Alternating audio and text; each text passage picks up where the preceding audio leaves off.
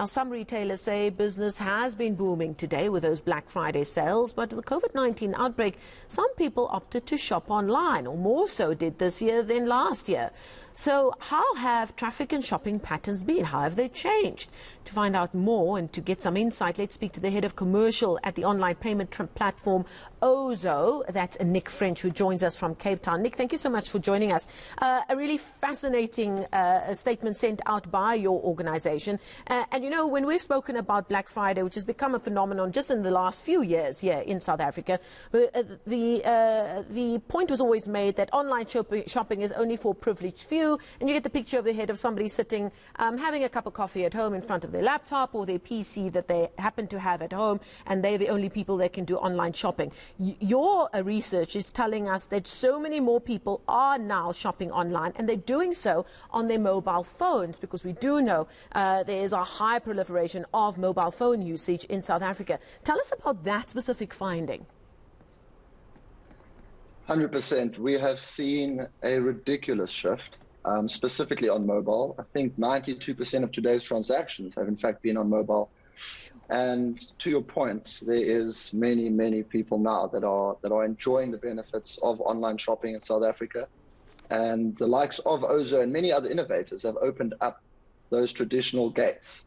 And I find that there's been about, 10,000 odd % growth since 2013.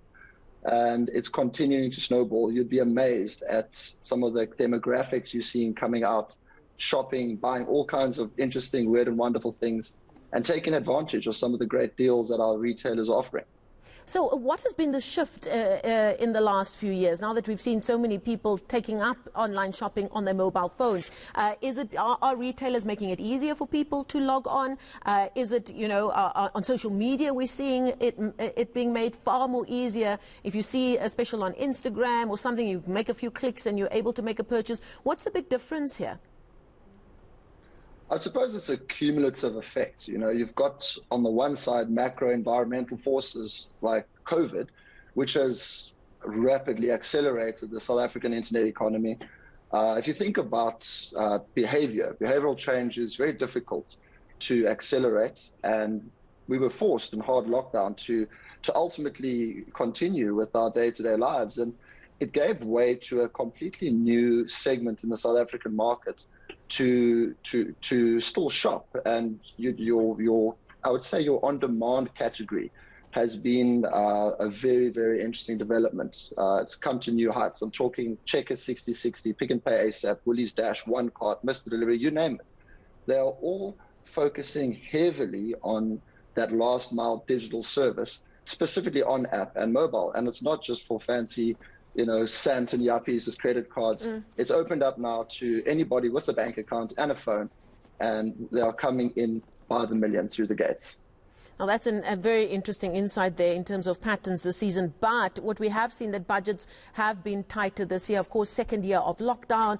We had other unexpected incidents like the unrest that had unrest in the middle of the year that weakened the economy in various different ways. What are your numbers telling you about spending during this Black Friday edition? So there's two notable trends that we've been monitoring live, and specifically I do think that this is not unique to Ozow. We've seen, as of 11 o'clock this morning, we've noted that there was an average of a 23% drop in transaction value versus 2020 Black Friday, but we have seen a 30% increase in new users. So there's still a good upward trend in the emerging or the growing internet economy in South Africa. But yes, definitely we are under the pinch. I think COVID has severely dented business, the households, and particularly the thick middle class of South Africa. And I think that we're finding that your traditional splurges on Black Friday, your 5, 6, 7 checkout items have gone down to 2 or 3 more necessity items. And what can you tell us about our shopping habits in terms of the times of day that people are taking advantage of doing some online shopping? So that's changed quite a lot from traditional Black Friday, when everybody used to wait and rush the sluice gates, as you would say, and open up everything at midnight. I think that after many websites have been crashing and payment gateways have fallen over, etc., that Black November has in fact become the norm. And I think that you would see today we saw a major surge between sort of 9 and 11 o'clock. I think that is almost your hottest period. I think right now at about 7 to 9 p.m. we'll see a slower or a big downtrend, but the big ticket items are starting to go now. I think people have been waiting and carefully watching for certain deals. And also yesterday was the 25th, which was payday. So a lot of the retailers opened up those gates to to take advantage of everybody being hot and hungry waiting for those deals. And specifically the I would say the tsunami at the retailers, with people storming the games and the macros to get their flat screens, etc.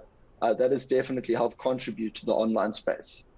Yeah, absolutely. I mean, if you think people are shopping at this time of the hour, one would hope it's not after a couple of glasses of wine over dinner and they say, wait a minute, let me go and relook that really orange couch that I had my eye on.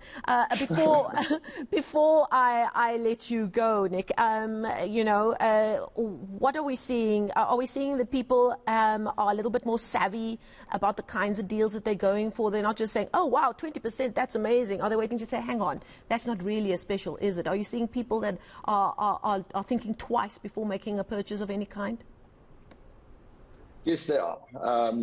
Your seasoned or your digital savvy customer, I think they've seen your proverbial "why buy one when you can buy two for twice the price" promotion, and they really have cottoned on to some of the tricks of the trade. And also, there's some interesting tools out there where you can compare price history, and you can very quickly pick up the trends in price gouging, etc. So there's definitely a much more mature regular buyer, but as we see a lot more people coming in from many different age groups and demographics, unfortunately there will still be a few that get taken advantage of from savvy e-commerce marketers, but that's the nature of the beast, I suppose. Absolutely. Thank you so much for those insights. That's the head of commercial at Ozow, Nick French, joining us there from Cape Town with